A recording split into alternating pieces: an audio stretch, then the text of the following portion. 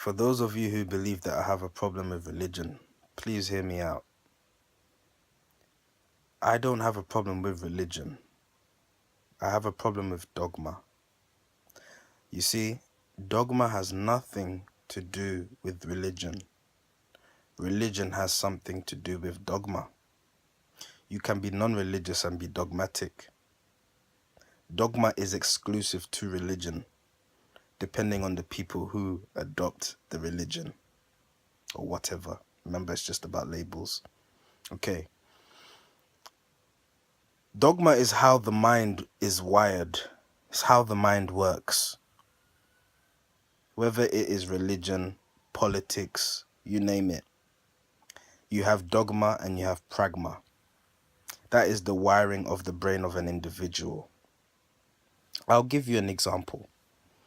In chapter 133 of the Aquarian Gospel of Jesus the Christ, in verse 37, Jesus says to the multitude, the peoples, "You seek me now, and you can find me now. The time will come when you will seek and will not find.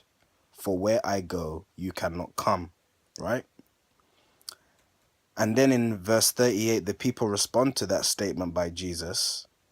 Where will he go that men can find him not? Will he go forth to Greece and teach the Greeks? Or will he go to Egypt or Assyria to teach?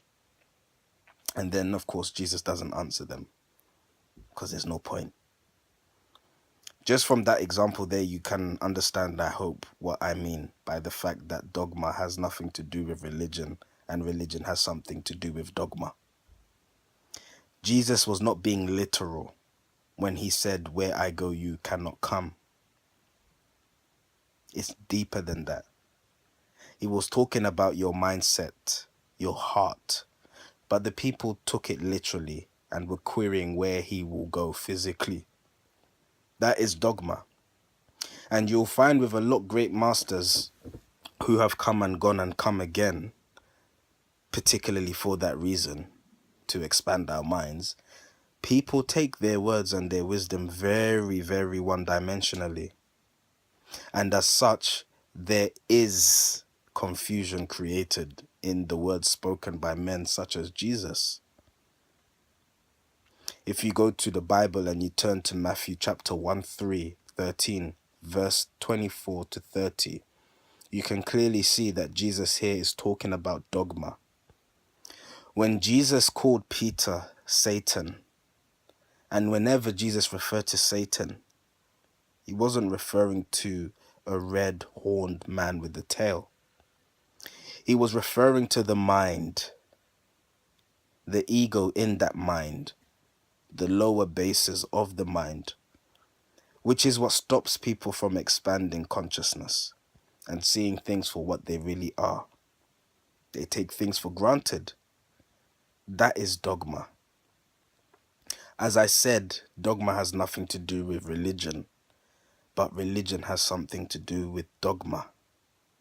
That is, today, as religion is, through the generations since Jesus came and went first time, or 100th time, man has taken his words at face value, not meditating or penetrating what he says, not reading between the lines, but reading the lines.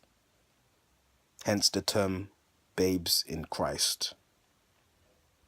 That is dogma, how the brain is wired. But you can expand your mind if you actually take time to think, not to rest on your laurels and just take things for granted. I don't hate religion. I hate dogma. But there will come a time when we will have all evolved. Some of us are consciously evolved more than the rest, yes. Jesus alluded to that many times. He always said some will get it straight away, some will never get it, some will get it later. He was talking about dogma, how your mind is wired. So take faith and also patience and find yourself in the stillness more so that you can contemplate the words of this master.